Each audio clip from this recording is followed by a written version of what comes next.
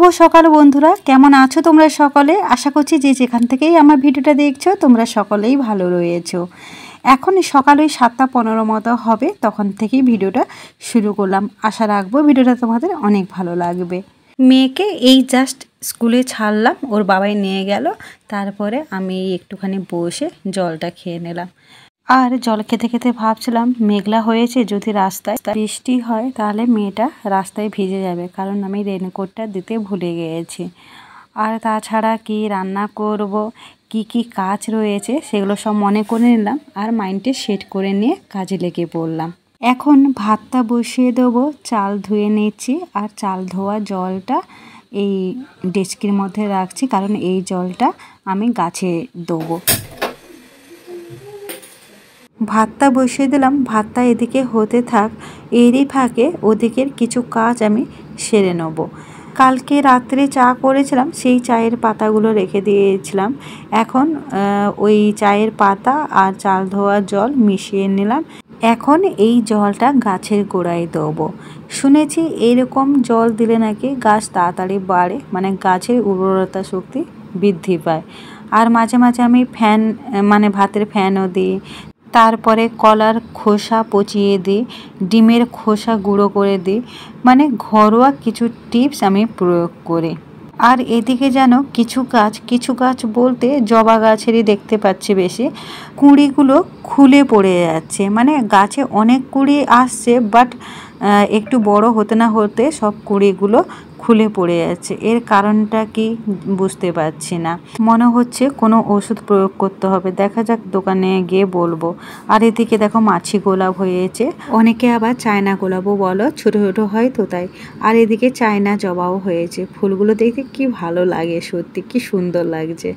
তো যাই হোক, গাছে জল দিয়ে এসে এখন এই উপরের ঘরে জানালাগুলো সব খুলে দিচ্ছি। উপরের ঘরে জানালাগুলো প্রত্যেক দিন খুলে দিই, কারণ ঘরের মধ্যে যত হাওয়া বাতাস চলাচল করবে ততই ভালো। বন্ধ করে রাখলে তো কেমন একটা হয়, ওই কারণে প্রত্যেক দিনই জানালা দরজা আরও সব খুলে দিই। তারপরে চলে এলাম, ওই যে কালকে যে চাদর আরও সব কেচেছিলাম সেগুলো তো সব ভিজেই রয়েছিল, সেগুলো এখন দিয়ে যাচ্ছি। যদিও মেঘলা হয়ে রয়েছে, বৃষ্টি হয়তো যখন তখনই নামতে পারে জানি, কিন্তু কিছু করার উপায় নেই।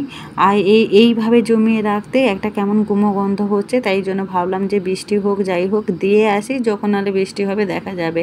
আর নিচে যে কোথাও শুকাতে যাবো তারও জায়গা নেই, কারণ আরও জামা কাপড় আছে, সেগুলো নিচে শুকাতে দিয়ে দিয়েছি অলরেডি, আর জায়গা নেই এইগুলো শুকাতে দেওয়ার। সেই জন্য এগুলো ছাদের উপর দিয়ে গেলাম, যদি বৃষ্টি হয় আবার দৌড়ে আসতে হবে এগুলোকে তুলতে, কারণ অর্ধেক শুকনো তো হয়ে গেছে, বাকি আর একটুখানি শুকনো হলেই হবে।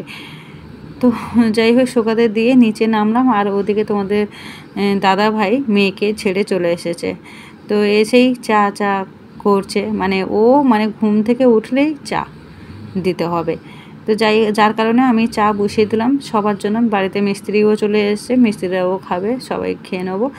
আর এদিকে পাউরুটি নিয়ে এসে বলছে যে বাটার দিয়ে পাউরুটি সেঁকে দিতে, ওই জন্য ওর জন্য ওই যে বাটার দিয়ে পাউরুটি সেঁকে দেবো। সকালবেলাটা না পাউরুটি খেলে না সত্যি অম্বল হয়, খেতে ভালো লাগে, বাট অম্বল হয়ে যায় না, আমার আবার ভালো লাগে না, খেতে ইচ্ছে করলেও খেতে পারি না এই অম্বলের জন্য। আগে এত অম্বলের ধাত ছিল না গো, কিন্তু এখন বেশ অম্বলের ধাত হয়েছে। কি জানি বয়স বাড়ার সঙ্গে সঙ্গে হয়তো অনেক কিছু হয় আর কি শরীরে, সেটা বুঝতে পারছি এখন। যেমন আগে রাতেরবেলা চিকেন আরও খেলে কিছু হতো না, বাট এখন রাত্রেবেলা চিকেন একটুও খেতে পারি না। যদি খেয়েছি পরের দিন এত অম্বল হয় যে কি বলবো। রাতেরবেলা যদি চিকেন খাই না, গ্যাসের ওষুধ খেয়ে ঘুমাতে হয়, বা সকালবেলা উঠে আগে গ্যাসের ওষুধ খেয়ে নিতে হয়, এতটাই অম্বল হয়ে যায়।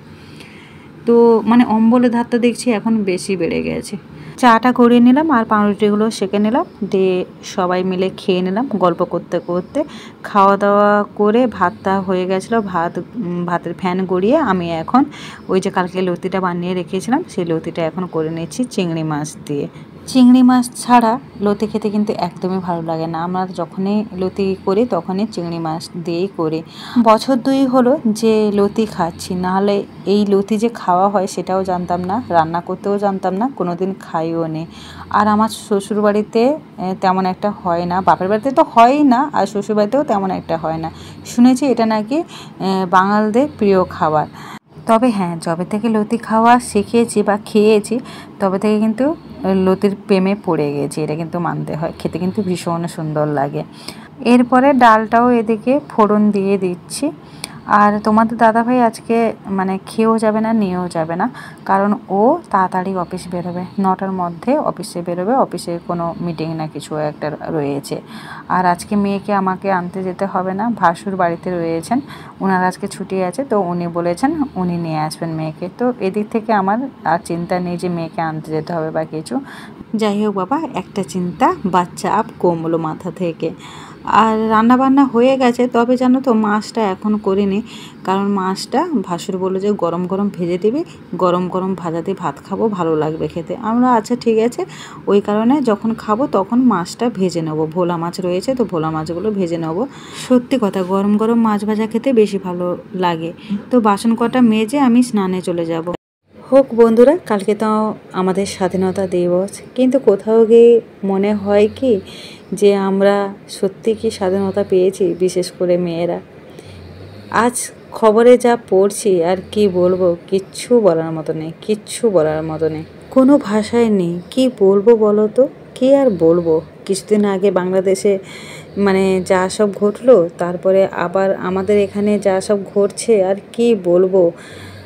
সত্যি কি হয়ে যাচ্ছে দেশটা, দিনে দিনে যে কোথায় গিয়ে পৌঁছাচ্ছে, মানুষের যে চিন্তা ভাবনা কোন পর্যায়ে যাচ্ছে, সত্যি মানে মানে আশ্চর্যকর হয়ে যাচ্ছে ভেবে। বাচ্চাদেরকে যে কিভাবে স্কুল কলেজে পাঠাবো, কিভাবে বাইরে পাঠাবো, কিছুই বুঝতে পারছি না। সত্যি মেয়েদের কোনো সেফটি নেই।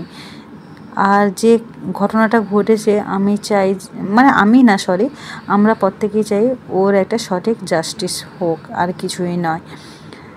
মানে যারা করেছে তাদের যে মানে কি হওয়া উচিত, আমি আর কি বলবো। আজকে আমাদের এখানেও সবাই মানে সব মেয়েরা মিলে একটা মিছিল করব 11:30টার সময়। সত্যি মেয়েটাকে কতটা নির্মমভাবে রেপ করে আবার খুনও করা হয়েছে। যখনই ভাবছি না, তখনই যেন বুকের ভেতরটা যেন কেঁপে উঠছে। শুধু ভাবছি মেয়েটা কত কষ্টে মারা গেছে। উফ, ভাবলেই যেন কেমন লাগছে। ওনার মা বাবারই বা কী অবস্থা হচ্ছে। ভালো লাগে না গো এইসব ঘটনা যখন শুনি না, তখন কেমন একটা যেন হয়, ভালো লাগে না কোনো কিছু। কিছুদিন আগে বাংলাদেশের খবরগুলো শুনে ভীষণ খারাপ লাগছিল, আবার এখন এই খবরটা, সত্যি কি বলবো, মানে মনের অবস্থা ভালো লাগছে না আর কি কোনো কিছু। তো যাই হোক, চলো এখানে দেখো আমরা মানে টব থেকে গাছগুলো তুলে সেই সোলার বক্সের মধ্যে বসাচ্ছি। আসলে কি বলতো, গাছগুলো যখন ছোট ছিল তখন ছোট টবে বসিয়েছিলাম, কিন্তু এখন তো গাছগুলো বড় হচ্ছে, আর এখন ছোট টবে মানে বাড়ছেই না, পুরো শেকড় ভর্তি হয়ে গেছে, একদম বাড়তেই চাইছে না গাছগুলো। তাই জন্য সব ট্রান্সফার করে দিচ্ছি এই সোলার বক্সের মধ্যে। সোলার বক্সগুলো অনেকটা বড় রয়েছে, আর কোনো অসুবিধা হবে না, গাছ সহজেই বাড়তে পারবে। তো কিছু গাছ মানে 3-4টে গাছগুলো আমরা ওই সোলার বক্সের মধ্যে বসিয়ে দিলাম, ব্যাস, আর কোনো ঝামেলা নেই। এবারে গাছগুলো আপন বেগে বেড়ে উঠবে।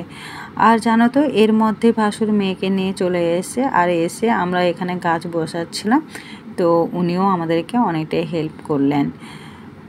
আর তার আগে 2-1 ফোঁটা কিন্তু বৃষ্টি হয়ে গেছিলো, তাই জন্য জামা কাপড়গুলো তুলে নিয়ে চলে গেছে। আর মিলবো না, কারণ বারে বারে এই মানে দেওয়া আবার তোলা অনেক ঝামেলা। তো যাই হোক, আমার মোটামুটি সব কাজ হয়ে গেছে। এইবারে বাচ্চাদেরকে স্নান করানো, খাওয়ানো দাওয়ানো, আর আমাদের নিজেদের খাওয়া দাওয়াও রয়েছে। তো চলো এখন ছাদটা ঝাঁটতে দিলাম, ধোবো না, কারণ বৃষ্টি হলে বৃষ্টির জলে ধুয়ে যাবে, পরিষ্কার হয়ে যাবে।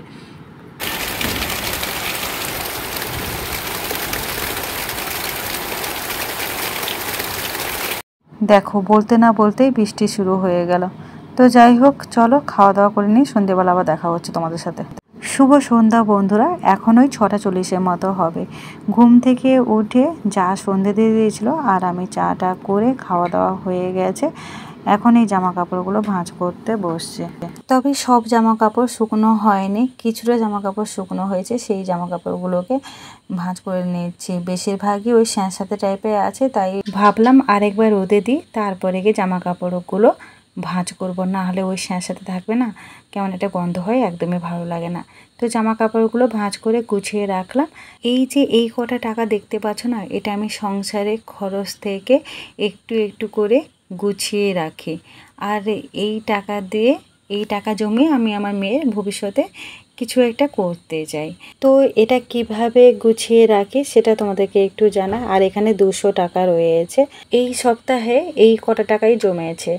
তো বলি, তোমাদের দাদা ভাই মেয়েকে স্কুলে আনতে যাওয়ার জন্য আমাকে গাড়ি ভাড়া হিসেবে প্রত্যেক দিন 50 টাকা, 70 টাকা, 100 টাকা বা কোনো মাসে হয়তো 1000 টাকাও দিয়ে দেয়। মানে যখন যেভাবে পারে ও ওইভাবে দিয়ে যায়। তো ওখান থেকে আমি এই টাকাটা বাঁচাই। প্রত্যেক দিন কিন্তু আমার 50 টাকা খরচা হয় না, কবে 30 টাকা, কবে 40 টাকা, কবে 20 টাকাও খরচা হয়। আসলে কি, আমি যদি অটো করে আসি তাহলে কিন্তু বেশি টাকা খরচা হয়। তো সেক্ষেত্রে আমি কি করি, বাসে যাওয়া আসা করি আর হেঁটেও যাই কিছুটা। তো ওই কারণে আমি এই টাকাটা বাঁচাতে পারি। একটু কষ্ট করি ঠিকই, বাট একটু কষ্ট করি বলে এই টাকাটা বাঁচাতে পারছি মেয়ের জন্য। আর এই টাকাটা যে আমি গাড়ি ভাড়া থেকে বাঁচিয়ে রাখি সেটা কিন্তু তোমাদের দাদাভাই জানে না। কারণ তোমাদের দাদাভাই জানে যে আমি অটো করেই আসি, বাসে করে আসি না। আসলে ও না বাসে করে আসাটা খুব একটা পছন্দ করে না। ও তো কোনো দিনও যায় না বাসে করে, কোনো দিনও যায় না, আর ও চায় না আমরাও আসি। কিন্তু আমি আসি আর কি। আর বলো, একটু মধ্যবর্তী ফ্যামিলিতে একটু যদি কষ্ট করে বা একটু বুদ্ধি করে যদি না হাঁটাচলা করি তাহলে কি করে হবে। আজ যদি কষ্ট করে 2 পয়সা জমে রাখি তাহলে ভবিষ্যতে হয়তো সেই 2 টাকাই অনেক কাজে লাগে, তাই না? তো অনেক কথাই বলে ফেললাম। এইভাবে আমি মেয়ের জন্য কিছু টাকা সঞ্চয় করে রাখছি আর কি। মা হিসেবে আমিও তো কিছু করতে চাই, তাই না? তো যাই হোক, সন্ধেবেলা এই যে পকোড়া করে নিলাম, বাচ্চারা খাবে বলেছিল তাই পকোড়া বানিয়ে ফেললাম। আর এদিকে তোমাদের দাদাভাই চলে এসেছিলো এর মধ্যে। তো ও বলছে আমি চিলি চিকেন খাবো। তো আমি বললাম এক কাজ করো, তুমি তাহলে বানিয়ে নাও। তো ও দেখো চিলি চিকেন বানাচ্ছে আর ওদিকে যা রুটি করছে। মানে রাতের বেলা আজকে ডিনারে হলো চিলি চিকেন আর রুটি। আর সত্যি কথা বলতে কি জানো, চিলি চিকেনটা কিন্তু দারুণ করেছিল, জাস্ট দারুণ হয়েছিল, খুব সুন্দর রান্না করেছিল আর কি। তো চলো বন্ধুরা, আজকে এই ভিডিওটা আমি এখানে শেষ করলাম। ভালো লাগলে অবশ্যই একটা লাইক কমেন্ট করো আর পাশে থেকো এইভাবে।